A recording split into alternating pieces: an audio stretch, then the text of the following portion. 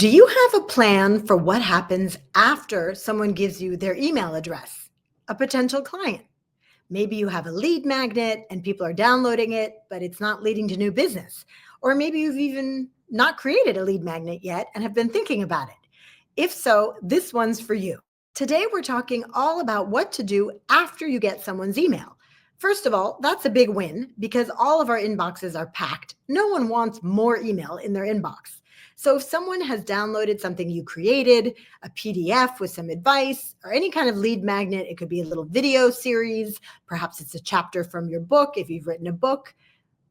Terrific. That's a great start. And it means that they have enough faith in you that they want to get that free tool and be on your mailing list.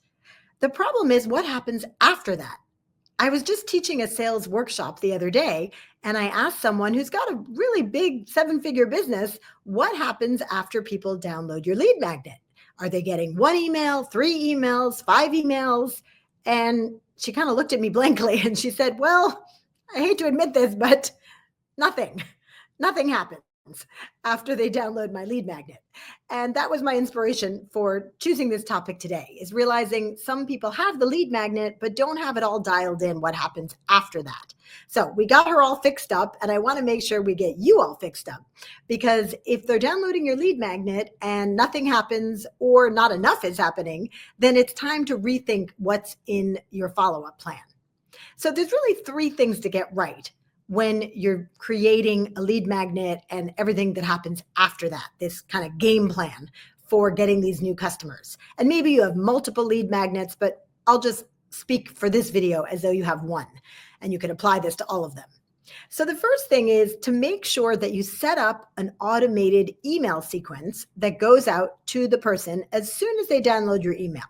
It could be 3 to 5 emails or maybe more, but at least 3 to 5. So the first one is going to thank them for choosing this lead magnet they've downloaded. It's going to provide the lead magnet. Sometimes when people give you their email, they just get it right away, or they have to go check their inbox. So if they get it right away, make sure they the same day, like within an hour, get an email that says, thank you so much, excited to have you as part of my community, and give them a little sense of what is to come. Like, what kind of emails will they be getting from you?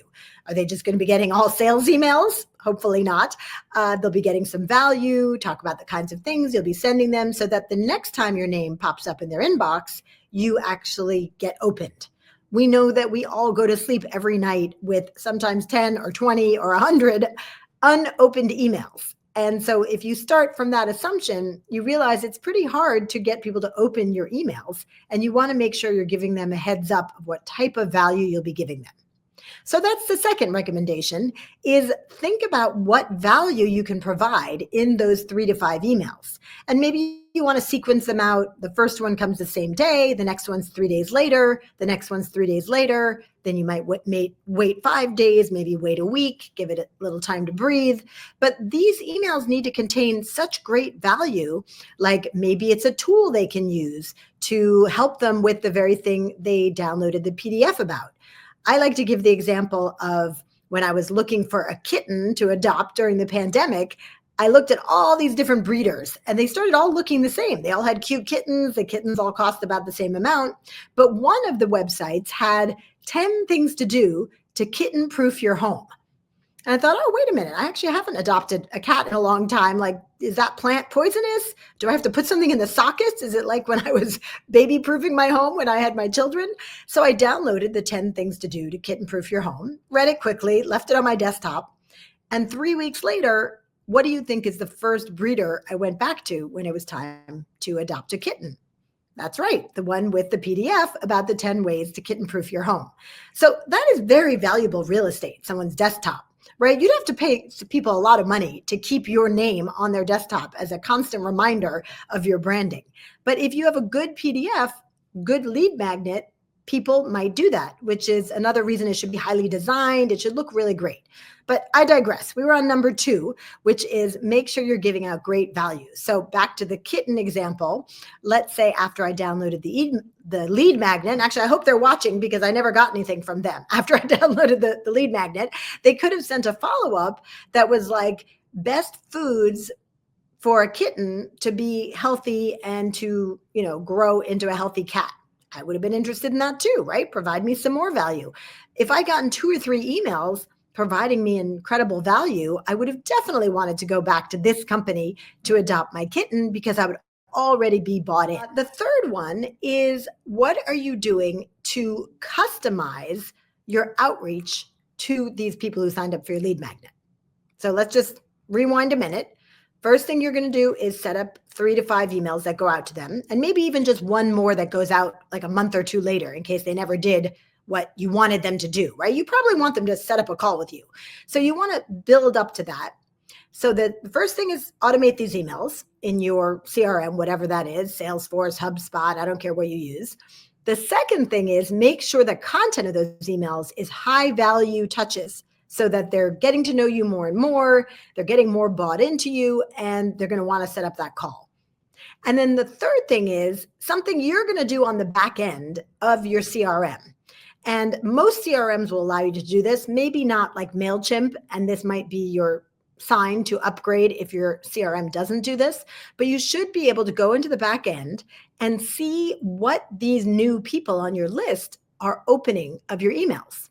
Now, hopefully they're opening the 3 to 5 emails you automated. If they're not, that tells you something, that maybe those subject lines weren't compelling enough, or maybe the thing you're offering in those emails just didn't have value to them.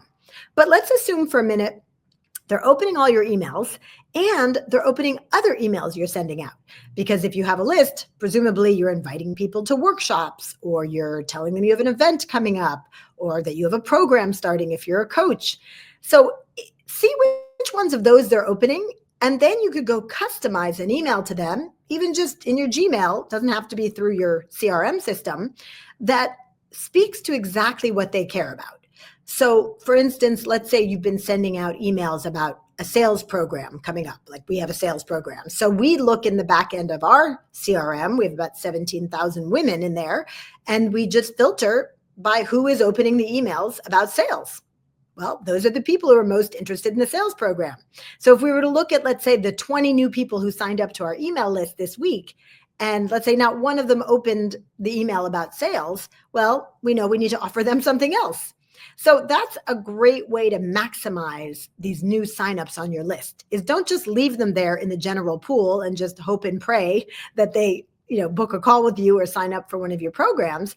Get very targeted about it and figure out what else you can send to them. Maybe it's just a little personal message. Hey, Jane, I hope you've been enjoying the outreach tool we sent out. And she opened it because you looked in the back end of your CRM. I have time on my calendar over the next couple of weeks for 30-minute calls with people on my list. Would you like one of those spots? Let's see how we can support each other. Sometimes just something very simple like that, people will agree to hop on a call with you. And if you've been watching my videos here, that deals don't really close via email. You have to get on calls with people or have meetings via Zoom or face-to-face. Phone works fine, but you're not going to close via email. So try to get them over to that call however you can. Okay, I've thrown a lot at you, but it's all pretty easy to implement. So take that lead magnet, make a game plan for what happens after. Be sure to automate 3 to 5 emails or more. Make sure you're giving tremendous value in those follow-up emails, a free tool, invite them to a workshop, share a testimonial success story, send them to a video they can watch. Maybe it's something you already have on your website, but you're just going to spoon feed it to them in these 3 to 5 emails. And then lastly, do your homework on the back end, you and your team, or just you if you're a solopreneur, and check out who is opening what. Keep a close eye on those new people who are on your list, because they are telling you things. And if you don't go in and listen via the CRM, then you're missing out on a huge opportunity to customize. They're telling you through what they open and what they click on, what they're interested in. So be sure to mine that data. All right, great to see you all today, and I look forward to having you back here. In the meantime, stay brave and go big.